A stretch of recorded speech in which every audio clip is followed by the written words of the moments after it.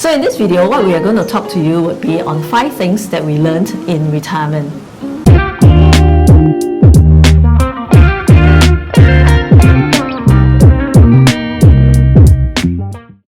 Hello everyone, welcome to our channel. My name is Edward. And I'm Nicole. We're a Singaporean couple who have retired early in our 50s. In our retirement, we focus a lot on our fitness. So what we do is we go to the gym, we run, and recently participated in high rocks.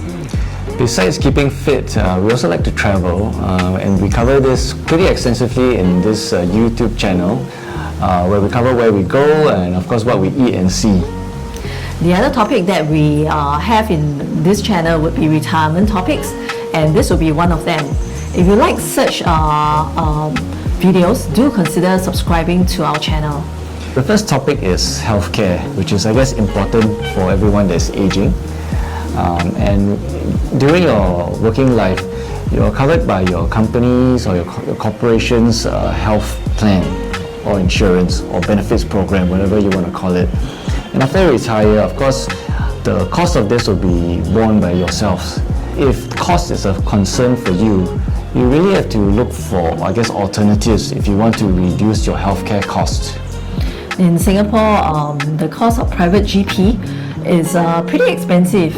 I think a normal visit, consultation plus medication will cost you at least $60 to $100. That is really expensive for flu. Or just any niggle or whatever you feel and you want to go and see a GP. Yeah. So if that is something that you find prohibitive, then of course you have looked for alternatives. And what we have found is actually the healthcare system, the public healthcare system in Singapore is pretty good. And before we retired, we typically go for the private GPs. But now that we've retired, we've actually visited the polyclinics pretty often. Yeah, I think that Singapore polyclinics are really very decent. The ambience is actually nicer to us as compared to some of the private GPs that we have been, because for private GPs, you might have to queue outside. Yeah. You know, sometimes the clinics are pretty small, and then where you actually sit and queue is actually outside the clinic where there's no air condition. But what we have found is that the polyclinics, of course, are pretty huge, right? They're whole buildings, and where you wait is typically inside in a very comfortable air-conditioned seating area. Yeah. So in terms of the premises, polyclinics have been great, in my personal opinion. And so if you're talking about comfort, polyclinics have been great for us. Besides that, of course, the cost of a polyclinic visit is significantly cheaper than in the private sector. You might be concerned about the queue because you say that, it takes several hours to get to see a doctor. However, in our experience, a private GP took us several hours as well, sometimes 4 hours for private. Therefore, I think that polyclinics in Singapore are very good alternatives if you are looking at more budget-friendly healthcare. The other aspect would be dental. In Singapore, dental care is very expensive. And for us, we just need like basic checkup for cleaning, scaling, polishing. Yeah, we've been pretty fortunate that we didn't need any, I guess, more intensive dental treatment. But for the usual scaling and cleaning and polishing, it's you want to spend, you want to try to reduce that cost. Of course, looking for alternatives is something that we have done, and we've actually traveled across the causeway to Malaysia just to get your usual scaling and polishing done. Watch this video for our experience in the JB Dental Clinic. Yes. And I think that JB Dental Clinic's experience was quite similar to our Singapore one. The cost is a lot cheaper. I would think that it is definitely a good option because going for cleaning and scaling is something they can plan in advance. Therefore, you are not on an emergency basis. You can just make your plan and contact them to book an appointment. Appointment making with the JB clinics are also very easy. It doesn't take a very long time. Therefore, this is a good option. Yeah, so watch the video that we have done previously to, I guess, experience our JB dental experience. The other thing you might want to look for is aesthetic dental treatment, and we have also looked into other country for this service because the other countries' services are a lot cheaper than Singapore. Watch the other video here for our experience in Istanbul for whitening aesthetic treatment.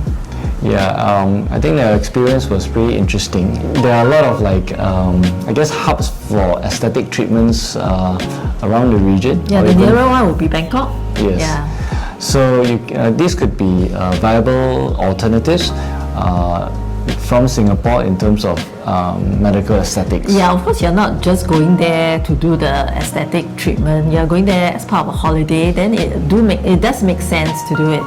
What we're trying to say is that there are alternatives that we have discovered in terms of managing healthcare. So these are the things that we have learned in retirement to look for options. Traveling is part of a retirement lifestyle, something that most retirees look forward to. Yeah, and I think when most people retire, they always just dream of spending a lot of time traveling. But actually, I think there is a learning from this.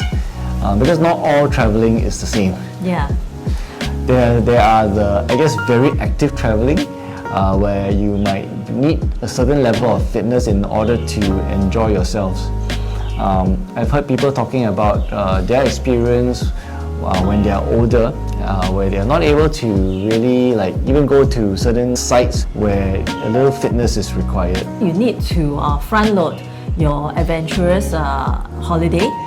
Those that require more strenuous activities. Yeah. And even if you are looking at traveling across the country, like visiting a lot of places within the country, that involves checking out of your accommodation every few days. And lugging your luggage, via whatever trains or whatever, can be very tiring if you're not fit.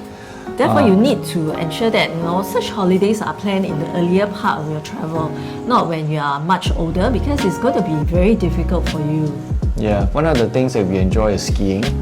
So we're really trying to front load our ski holidays in our first years, so that because we're aware that as we get older and older, skiing may be something that's going to be more challenging. Yeah, you might be afraid to fall. Yeah. Yeah, so planning your travels, front-loading your active travel is something that we really learned while, planning our travel itinerary. Of course, if you were to do slow travel, it will be fun, and therefore what we have done is we have planned slow travel with adventure travel in the same period, so that at least you get a relaxing holiday as well as something that is more action-packed. In our retirement, we have discovered that energy level tend to be a bit more of challenging when you're traveling because you get tired quite easily. Yeah, especially for long drives. And it's something that I feel seem to take a toll on the body. For myself, if I don't get enough sleep, after a few days of lack of sleep, I tend to fall sick. So I really need to plan your travel so that you accommodate or rest days. Yeah, rest days. Yeah. So that's pretty important. Yeah. So another thing we have learned in our retirement is about spending money. Many of us, especially Singaporeans, have been conditioned to save since we were young. But once we've, decided to retire, we would have actually accumulated, the level of wealth that we feel would be sufficient for us to have a good retirement. We would have thought or understood how much we can spend, and I would encourage people to actually spend the money. Don't be afraid. Yes. Studies have shown that a lot of people actually pass on with more money than they retired with.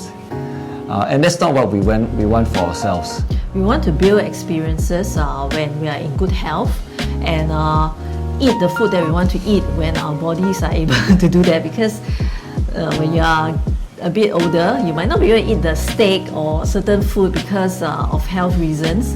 Therefore, if you have the financial ability to do that, don't be afraid to do it.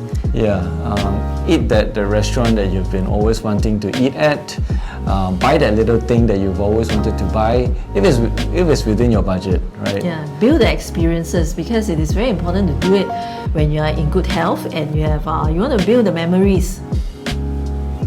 Therefore, do not be afraid to spend if you have planned for yourself, because trust in the process.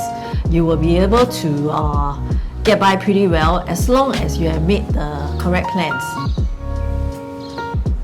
When you retire early, you will notice that you do not have many friends around to play with you. Because unfortunately, not many people retire early, and you might be one of those who are out there having a lot of free time while the rest of the world is still in the office. Yeah, so if you have, if a lot of your, friend network revolves around your colleagues, retiring early can be pretty jarring for yourself, especially if you're not married or do not have a significant other. Then you will need to, learn how to live with yourself, enjoy moments with yourself. If you have a partner, then do spend time to build that relationship, because it is important to have a good communication with the partner during your retirement years, so that you are not all alone. You also have to start building, a new network of friends, be it other retirees or younger people. Yeah, or younger people, or people in whatever, social circles or hobbies that you may take up while you're in retirement. So start building these other new networks of friends. We do know that the colleagues that you have, the colleague relationships that you built previously will not really spill over to your retirement years, because unfortunately the language is totally different in retirement than in your corporate world. You no longer live the same scenarios, and therefore you will lose that kind of friendship ties.